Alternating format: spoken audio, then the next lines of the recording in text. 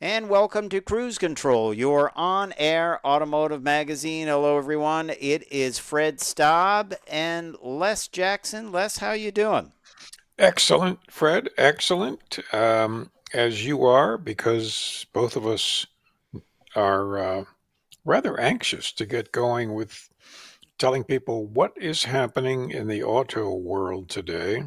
Yep. It's funny. People ask us frequently, well, is there anything new?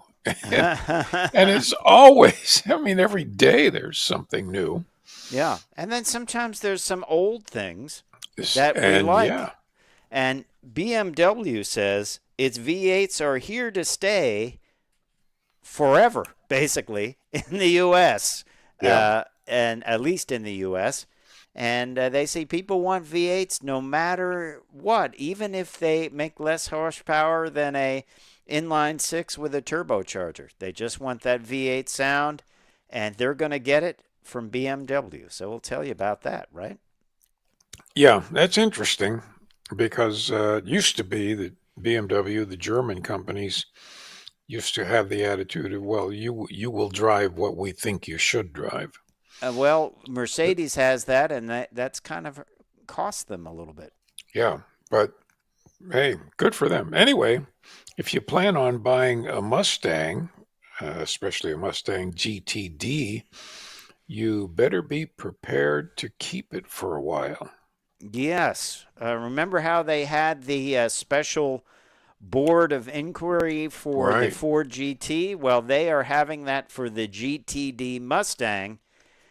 So they're going to ask you how you use it, how often you're going to drive it, and you're not going to be able to sell it uh, very Yeah, easily. you'll Be- sign a contract that penalizes you heavily if you sell it. yeah. Which, so you're sort of renting it. You're sort of, yeah. Anyway, we're going to talk about the pros and cons of that. Yeah. Um, and Dodge, I think this is interesting, Fred, Yep. because you just were talking about not just now, but a little while ago about modest priced performance cars, and Yeah. the Dodge new CEO is saying, this is the right time for a sub $30,000 performance car. Yeah. We'll talk And about, you and I will talk about what that might be. that's right. And we agree with him. And you can bet Dodge will come up with something pretty exciting. Yes, yes. Well, we were talking about Toyota bringing back the Celica, Yeah. probably not necessarily under $30,000, but a 2-liter 400 horsepower engine with all-wheel drive. Wow. Maybe we'll talk a little bit about what Dodge might do. And then Volvo has an interesting reveal of its EX30. Once again, a somewhat affordable electric car, um, over 400 horsepower, and they revealed it in a unique way with this sort of cabin in the woods. I guess, I guess you would call it a Yeah. very high-end cabin. Yeah. Well, Highly anticipated this car. You know that? highly anticipated. I'm seeing a lot of these things on the road. So they're doing something right. Yeah, yeah. And speaking of doing something right, or at least quickly, the ZR1 Corvette breaks yet more records, and the Blazer SS sets the pace at Daytona, which, okay, that's fine, but the Corvette is just burning the tracks up. Yeah. Also, we're going to talk a little bit about Daytona. They're going to have to, I think they're moving up the start time of that because they've got some rain on the way coming in, which I kind of like the idea of thinking ahead and trying to avoid weather. Yeah, Having been at many races that get rained out or you're standing in the stands and it's like, whoops. So, yeah. and if you caught the It's last hour of Cruise Control, we talked about talking tech. It was a tire related talking tech. Well, this hour, we're going to is continue another that. one. Yeah. What do eggshells and tires have to do with one another? Eggshells could be very expensive, by the way, because you have to buy Yeah, well, that's eggs right. to get them, These right? days, eggs are getting, I mean, relative. They're getting very expensive. Well, And you sad, what? very Well, sad about what the would you get a dozen birth for of. previously? A couple of dollars, and then It now used to they're be, well, we used to buy $8. organic eggs and they might be $4. Okay. But now it's 10 or 12 just for eggs, Yeah. eggs. Eggs. And you are going to start, or we'll call it a reboot of a feature we've done on Cruise That Control. is right. We're going to do it every week. Forgotten cars, and so we're going to ask you what to tell us about a forgotten car. Don't tell us which one it is, though. Oh, okay. Okay. So we'll You do can it a give us a little bit. hint. Okay. Well, what I'll do here is I'll give you. I'll try not to even hint what the company is, but it's a car that came out only 2 years here. It was very costly, um, and it was designed to be kind of the equivalent of a big high-end sedan. Mm-hmm. It was powered by a 400 horsepower engine, but I'm not going to tell you how many All right. cylinders All right. We'll get because people thinking about this. that's right. I drove one to on a trip to Newport, Rhode Island for a week. Just good And background. That doesn't help you. with no, what... but I will tell you, it only got 10 miles to the gallon. Okay. All right. And it That's was a good. wonderfully luxurious. I mean, just incredibly luxurious. All right. But people didn't want it. Okay. There's your hints.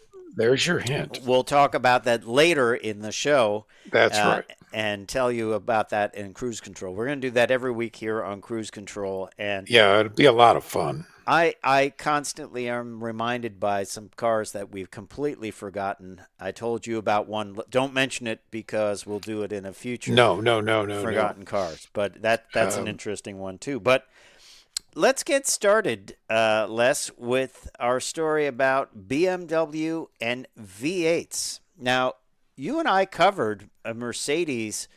I think it was it a C63 AMG? C63, right.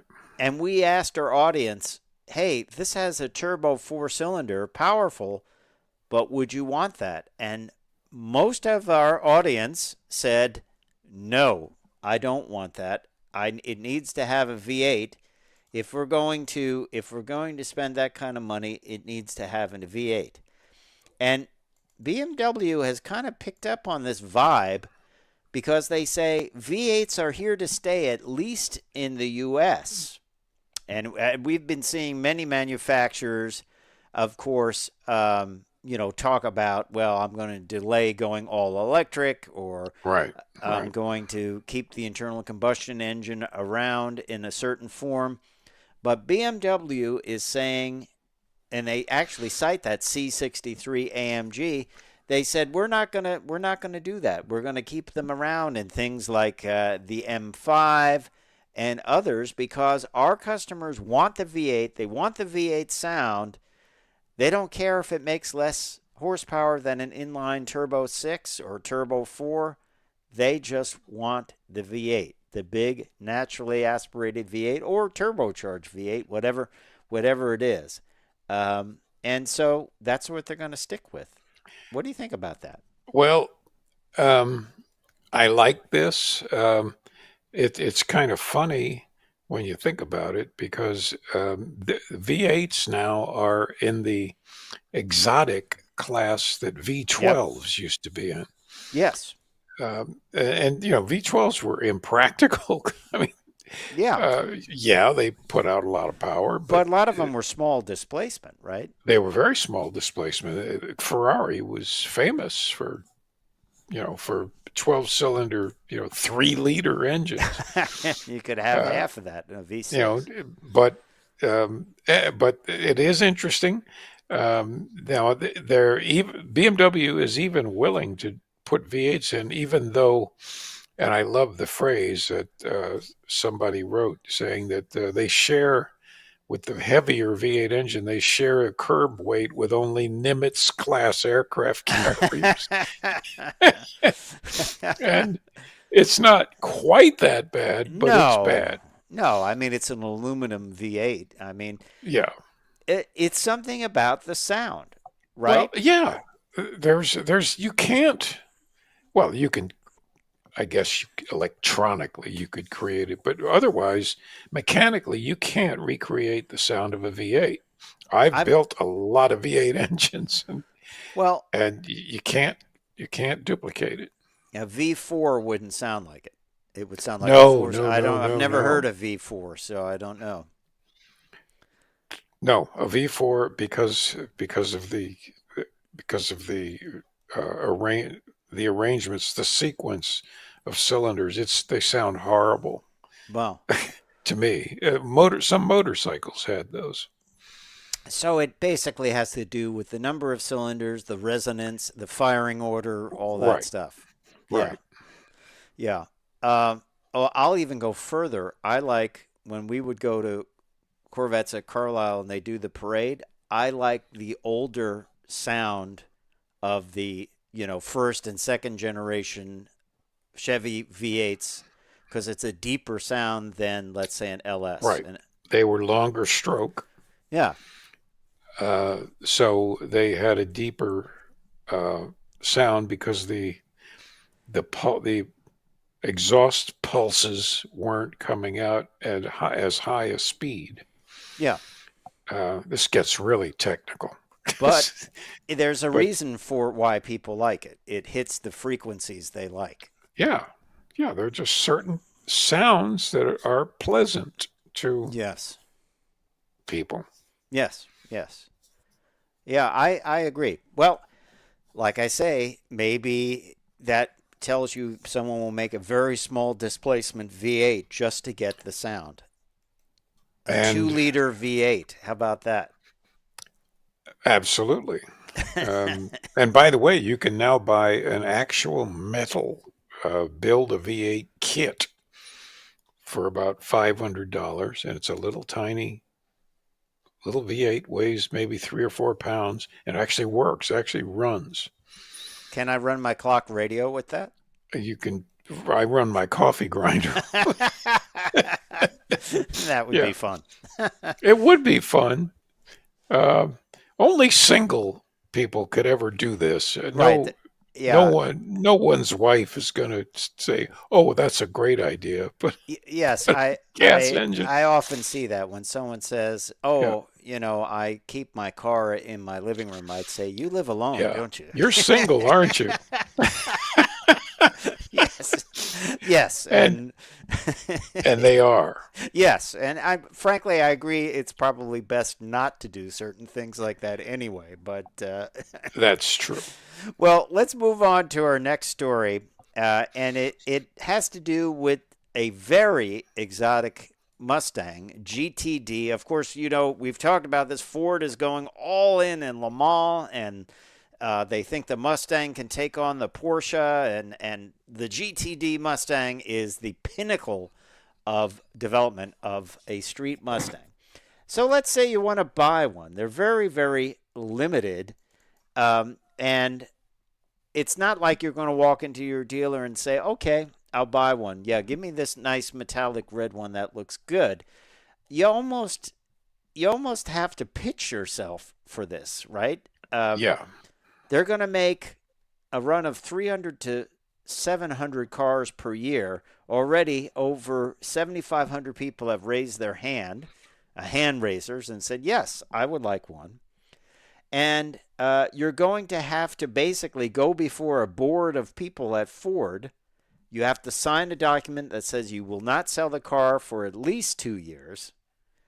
And they're going to look for how you're going to use the vehicle, basically. You cannot just put it away and say, well, I'll put it away for 2 years and then I'll sell it, right?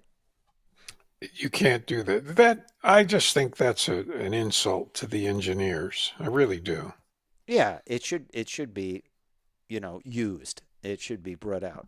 And um, but I guess, you think about the league. I always thought, like, if you buy something, what do they care? Like, if you want to sell it, that's up to you.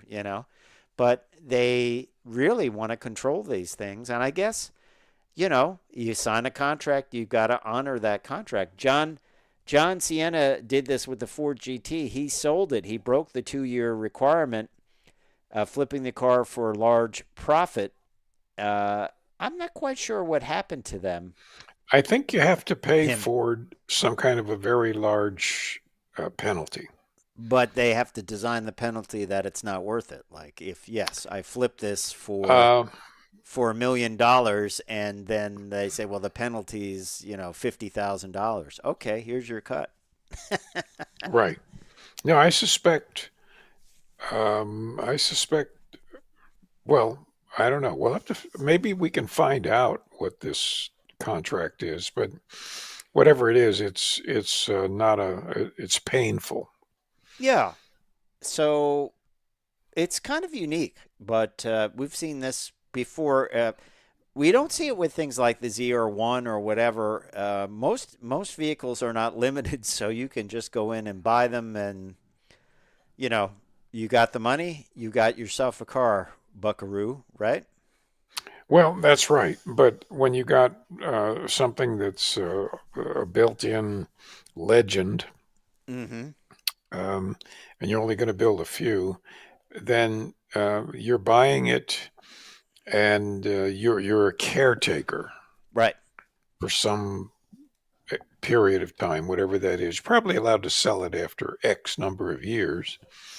Yeah, after 2 years. After 2 years, Okay, but well, well, that's pretty but fair. look at it. People will take something to Barrett Jackson and sell it. There were ZR1s.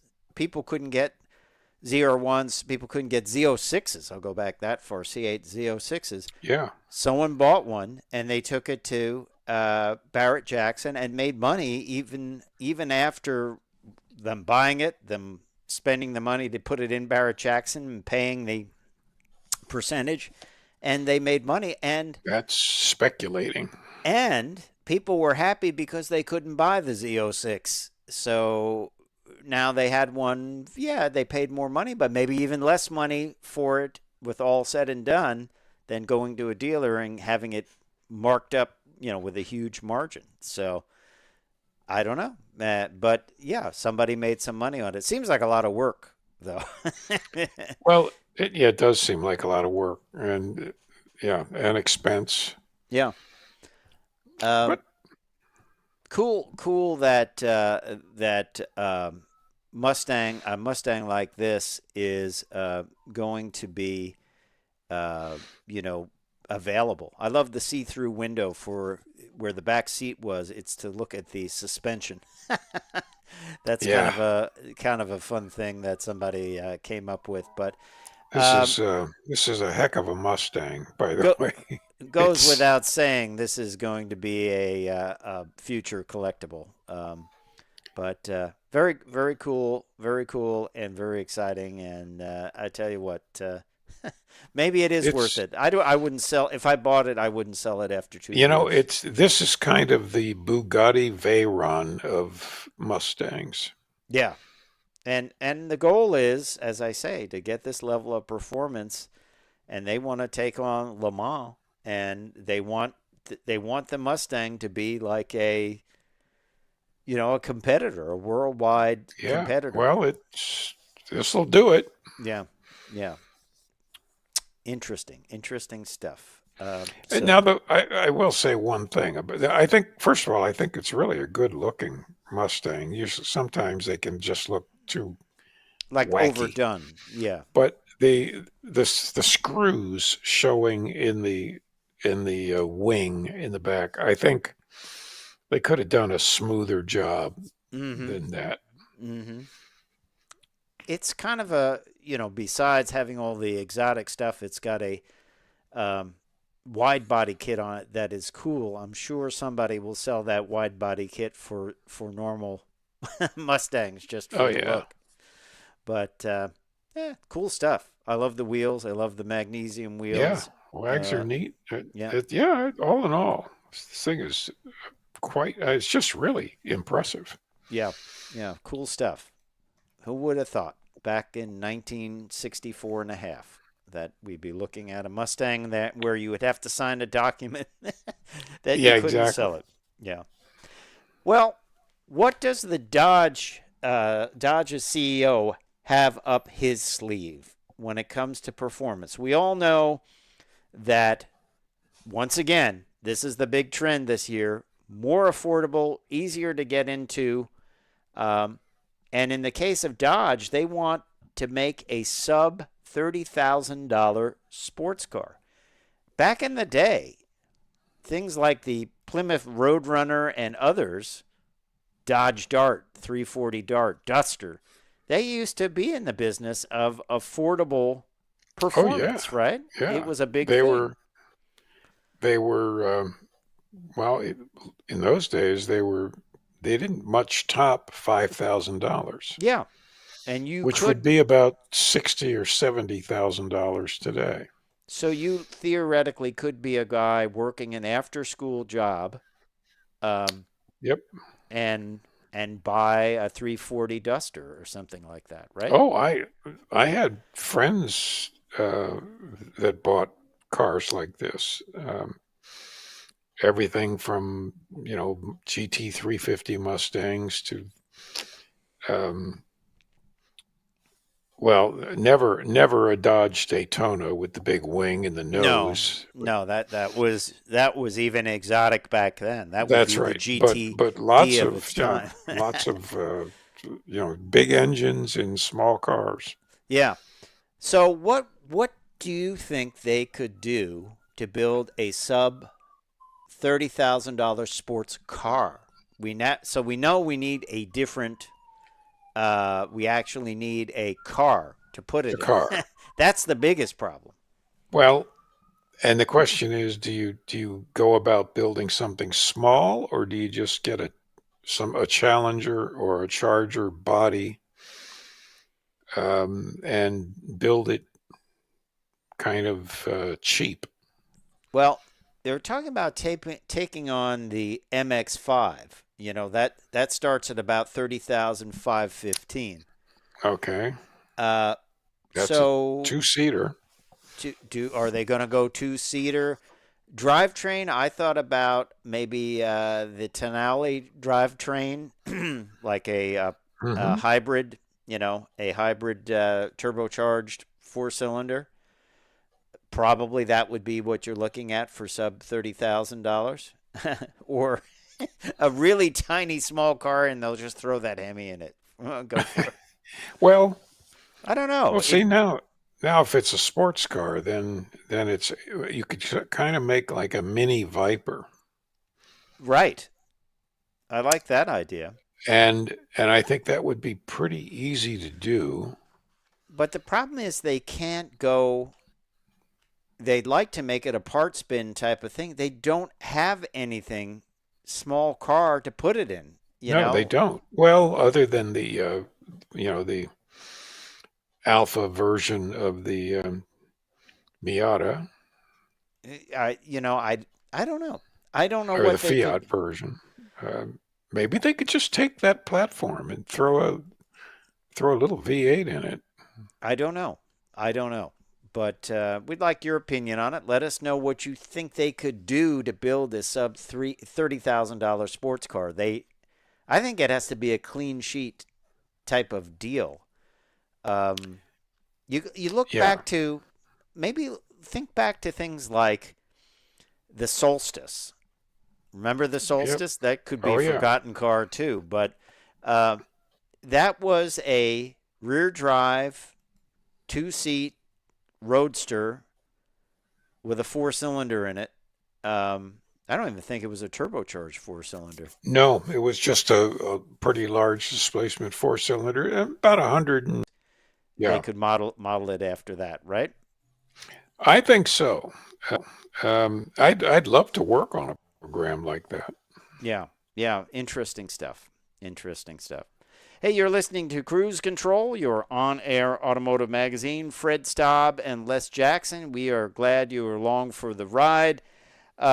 Let's talk a little bit about the EX30, and that is from Volvo, and it got kind of an interesting reveal, um, and a very snowy reveal for sure, but pretty big deal.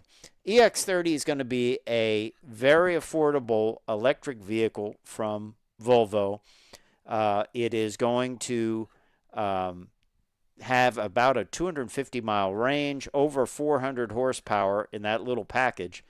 And they were kind of looking at the cross-country version of this, the EX30 cross-country, which even Volvo has gotten into the act with a kind of a more off-road active lifestyle version of the EX30, haven't they? Well, you're right. And now you can't sell anything unless it has a roof rack on it with some sort of sports equipment, Yeah. skis and kayak and all that Yeah, a little stuff. bit raised up. Yeah, They did a reveal of this in the town of Lulea to facilitate the ultimate outdoor experience that defines cross country.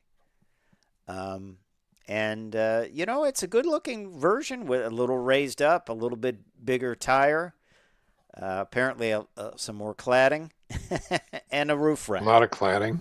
Yeah, it looks kind of cool, I think, that way.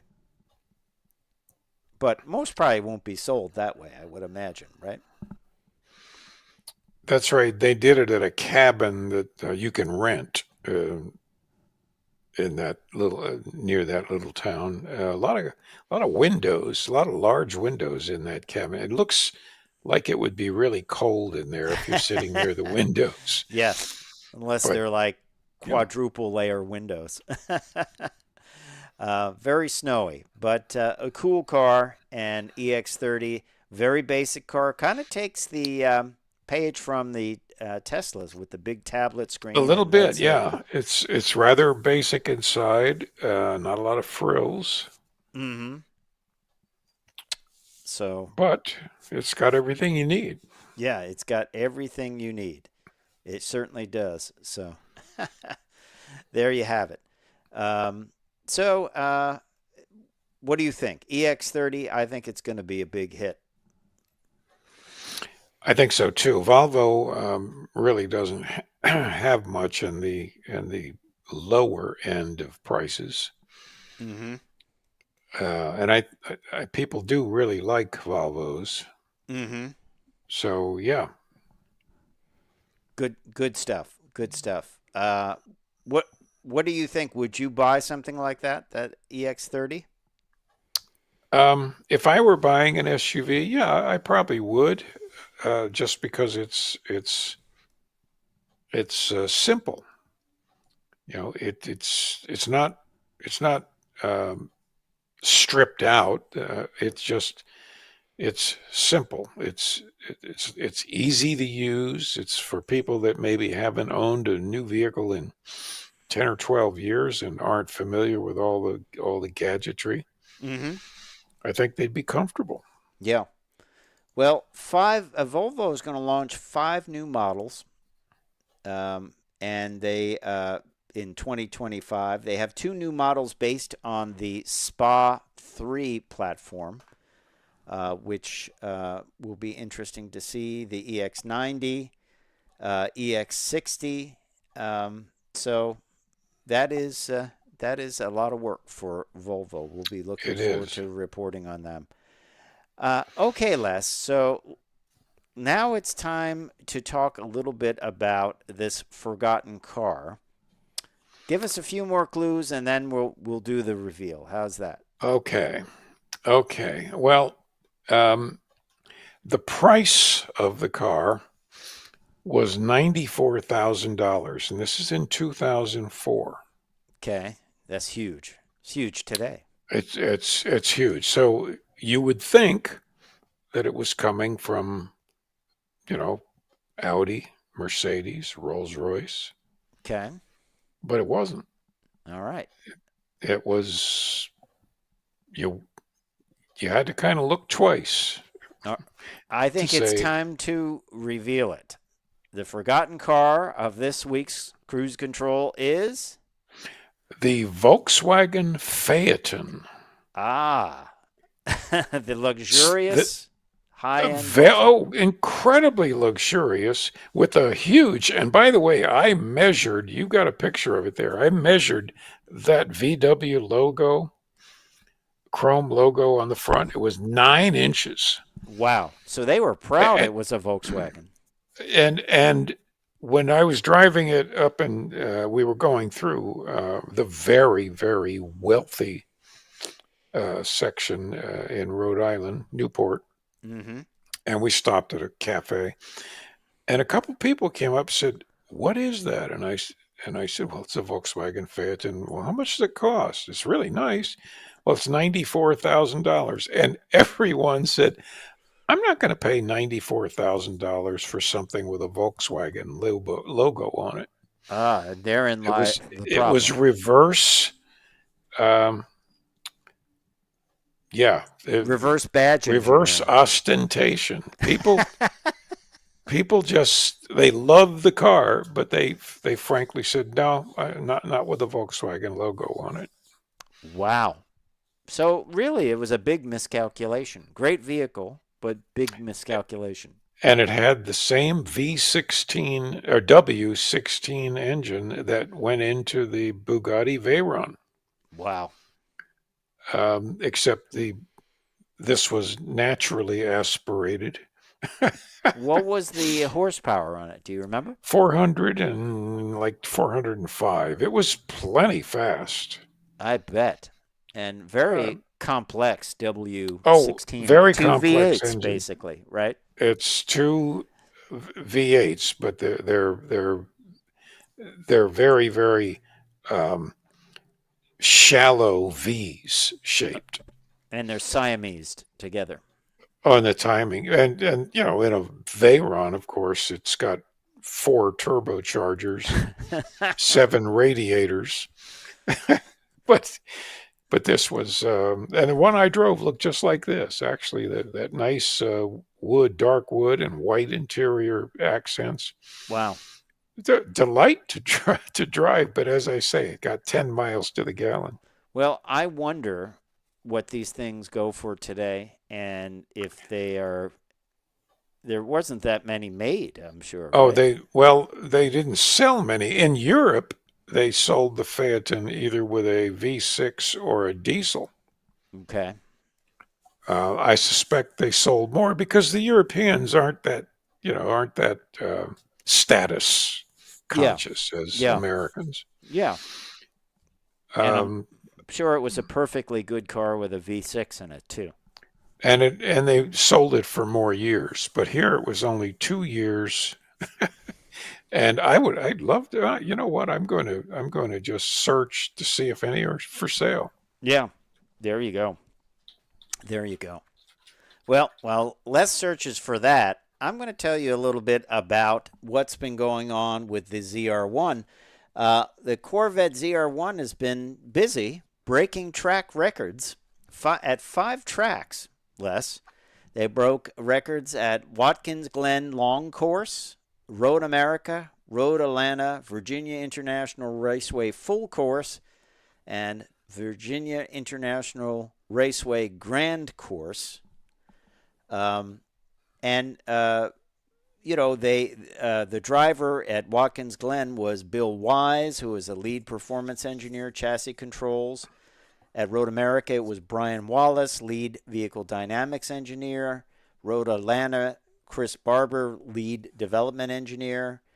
And then Aaron Link drove it as the global vehicle performance manager at both of the Virginia International courses. So sounds like they've been out having some fun, doesn't it? Well, yes, they have, and they didn't invite us.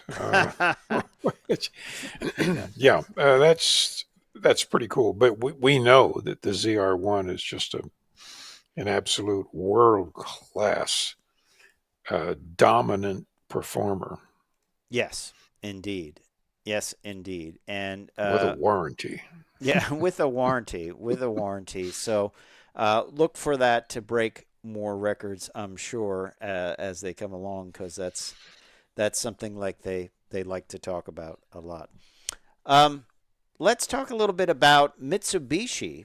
We're always looking for a deal for you. The new 2025 Mitsubishi Outlander will be priced from 29,645, and it's going to get extensive updates to the interior with new materials, revised controls, updated cup holders. Always important to get updated cup Very, holders. very important. Very important. Yeah, and exterior updates include 18 and 20-inch wheel designs, new designs there, updated front grille and bumper, revised taillights, retuned steering. I like that. Updated suspension tuning, highlighting new drivability, a new Yamaha audio system, and a 10-year, 100,000-mile powertrain limited warranty and 2-year limited maintenance included. Starting at 29,645, I don't know what they go up to, but certainly this could be a value for some people, right? It is a value for basically an SUV. Carries a lot of people. It's a people hauler, and all kinds of goodies. And by the way, it has a 10-year, 100,000-mile warranty, which is good. I mean, now the other problem you have to think about, Mitsubishi also is in trouble because they were tied in with Nissan, and they are struggling as well. So that's right. But certainly on the surface, this sounds like a good deal, doesn't it? Yeah, no, but the Outlander is a respected model. It's been around a long time, so I wouldn't worry about that. I would worry about finding a dealer. Yeah, yeah. Over to Daytona. Let's talk a little bit about what will be pacing the Daytona 500 this weekend, and that will be a Blazer SS. Blazer SS pace car, all electric is their performance model of the Blazer. So that will be doing the pacing work. And they're going to start the race a little earlier, trying to avoid some rain, which is interesting that they would do that, which is good, but very proactive, because most races I've been at, if it rains, they rains. It's like that's it. Maybe they would tell you like, hey, thunderstorms coming in, get out of the bleachers. That's what I would call. That's right. And it's driving a race car in the rain is very, very tough. Yeah. And it's not fun. Not fun for the driver. Not fun for the viewers. Well, they can't do it in drag racing, and they can't do it in NASCAR, right? No, because of the tires. There's no. So this is as you say, they're being very responsible and trying starting to get it early. In. Yeah, trying to get a full race in. So and this Blazer is pretty quick. Yes, it is. Yeah, it's a pretty cool looking car, I have to say. Now they do have a prototype NASCAR car, race car, basically. This is the race car they're talking about that could eventually be used because, let's face it, they're going to have to switch over to SUVs at some point because there'll be no cars left to model. Yeah. So this is what they're looking at, the Blazer as a potential prototype for NASCAR. I wonder if they would do that high wing. I don't know, but it looks like it does incredible burnouts. Yeah. Well, my gosh, look at the power. This is the EVR NASCAR prototype. And they showed this before the running of Daytona 500. Delivers over 1,300 horsepower from three six-phase electric motors that instantly rev up to 15,000 RPM. And it's Boy, powered by a 78 kilowatt hour liquid cooled battery. So that's pretty stout. I don't think, though, that the NASCAR audience is going to go for electric power. I just don't think so. Uh, I agree with you. I think they want a whole lot of noise. Mm-hmm. They are going But to have to switch over to an SUV, though. There's nothing left. yeah, there are no sedans. You can't keep running the Camaro after it's been canceled, you know? Um, on the other hand, the Dodge Charger people, they're fine. They could run that new body style. That would look good as a NASCAR car. And the Mustang continues on. Certainly, so you can run that as a NASCAR car, continue that. But what will GM run? And it looks like they're going to think about doing this Blazer.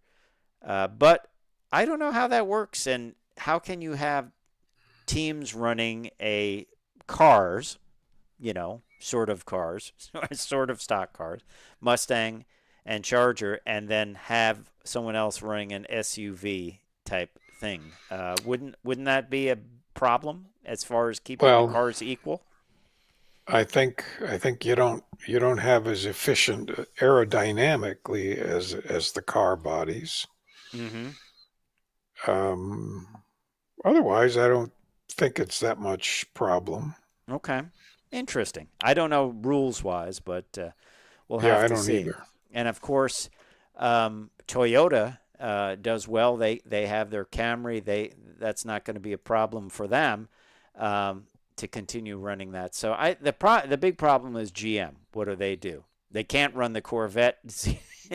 They Right. can't run a Corvette ZR1 body, but that's their only car left. You That's know, it. Yeah. not even the So, Malibu. We covered that. So yeah. Well, they could run a Malibu fleet car. that's right, a rental car. Yeah, I don't know. I don't know. It's Yeah. it's a big problem. It's a big problem for them, but I guess it is the Blazer, and we'll have to see. They're floating that trial balloon.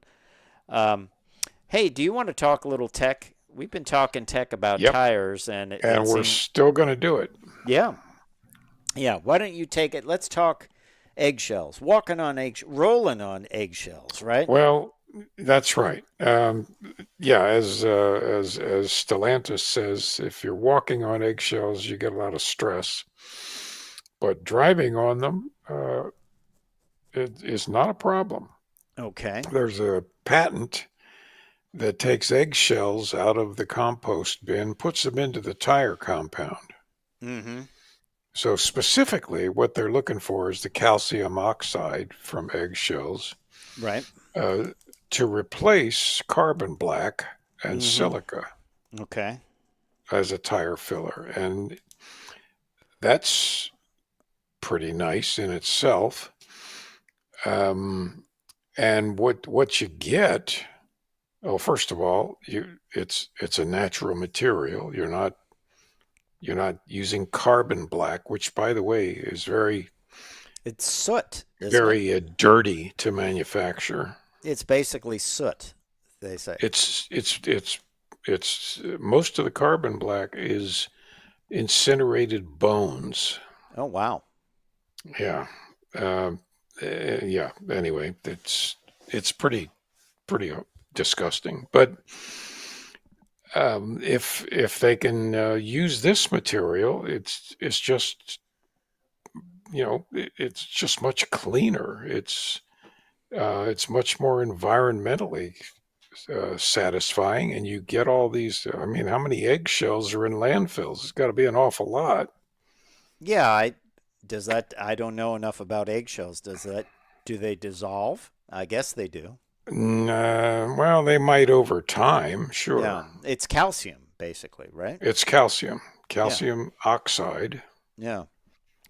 Um, So, yeah, it's Well, anyway, natural rubber is actually white. Really? It's always been turned black. If you look at very, very old cars from the first decade of the 20th century, the tires were white Wow. because it was natural rubber. Okay. Um, so these tires would also be white-ish, Or they could be and dyed somehow, well, you probably. could dye them, hopefully without carbon black. No, because then you. But Um, having black tires is advantageous, isn't it? Or do they just do it well, for looks? I mean, I never. They've always been sure. black, as far as I know. Well, yes, but I, as one who still loves white wall tires, I'm sorry, it's just a nice looking part of a tire. okay. Um, I realize that nobody else cares about white walls, but I just think they're very handsome. I don't think you can't get white walls from the factory anymore, can you?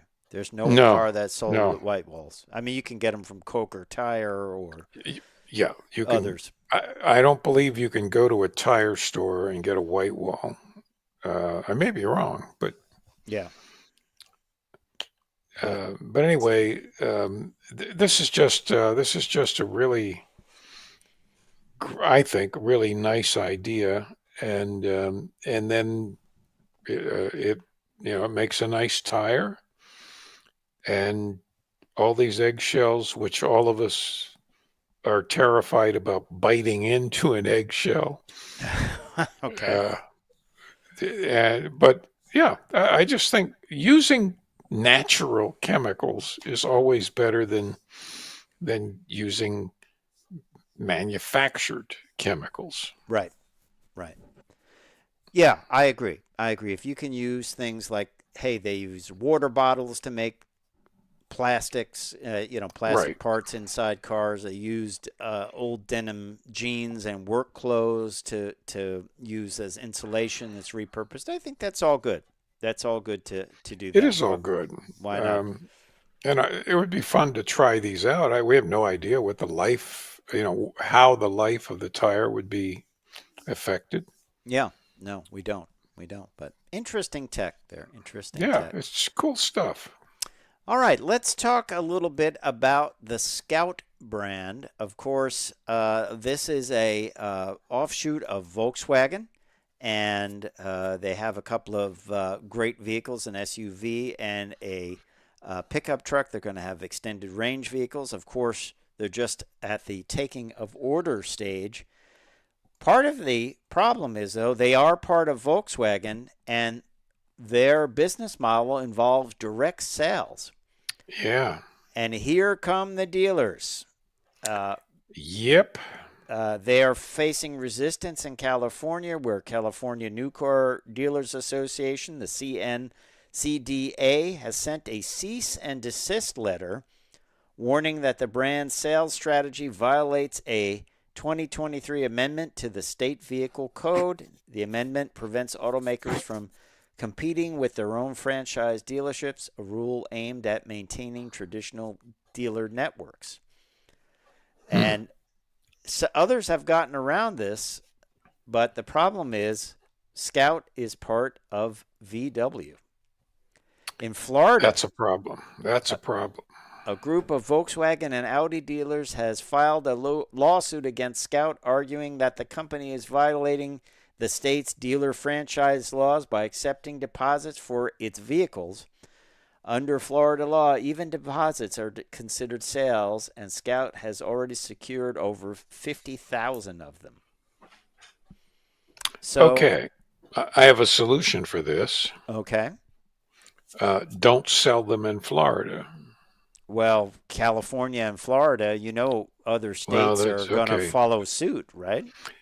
But what if you just sell them, in border uh, located dealerships And put them on a or truck and pickup points? I mean, there's nothing illegal. You can't. If I buy one here and I go move to California, California can't penalize me for buying one here No, but and bringing it Connecticut in. would tax you. Oh, Connecticut would well, tax. sure. They tax us here for personal property tax. So, Yeah, but garage tax. uh, you call it what you like, sure. That's what it is. It's called a Uh, garage tax. uh, but you know what will happen here? People really want direct sales. Yes. Will they do something like Hyundai? I think has done it well, where they sell on Amazon. Yeah, they Hmm. sell through a dealer, but the good thing is people don't want to go to a dealer. They don't want any contact with them, or very, very limited contact with them. That's right. And you can buy it on Amazon. You put it in your cart, and that's it. Then I guess you might have to talk with them about paperwork or whatever. But the price is agreed on. There's no, I don't know if they try to upsell you with the dealer installed junk or what. Don't know. But is there a workaround? Or do they have to spin Scout off of Volkswagen? But it's still always going to be part of Volkswagen because they're going to build these things in a U.S.-based plant. It is Volkswagen's money. So how does this all work out, do you think? Yeah. I I think it's rather small of the dealers who otherwise do not sell Scouts, um, that they're suing uh, because they happen to be Volkswagen dealers. If they sold something equivalent to the Scout, I Mm-hmm. can see maybe some justification, but they don't sell it. It's this. They don't sell Jeeps either. Yeah. I, So I just think that this is greedy and sleazy. well, do you think the dealers think, especially Volkswagen, Audi dealers think, hey, this is a Volkswagen, we should be selling it. We should be Well, doing it. We, I it's like another brand of Volkswagen. I'll bet some of the dealers are Scout dealers. They picked up the franchise. Yeah, Or I wait, don't. there is no franchise. There is no Um, franchise. We're early yeah, days. I don't know. I just think they should leave it alone. The future is going to be buying direct. Yeah.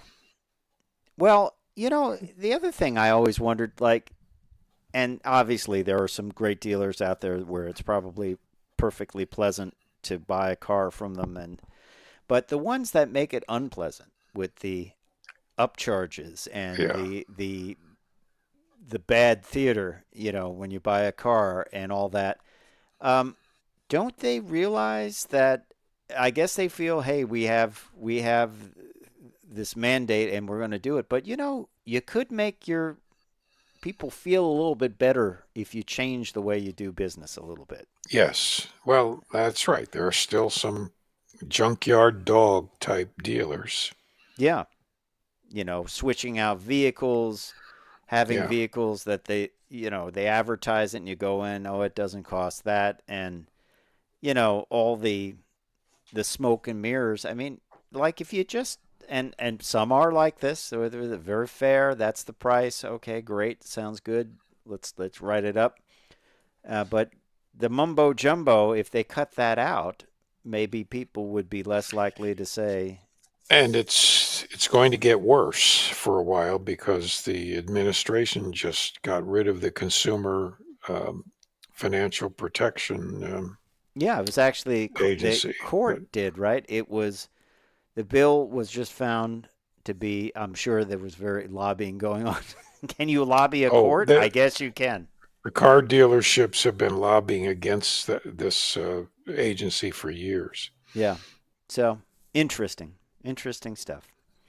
Hey, well, we hope you've enjoyed this edition of Cruise Control. I'm Fred Staub. I'm Les Jackson. We are going to see you down the road.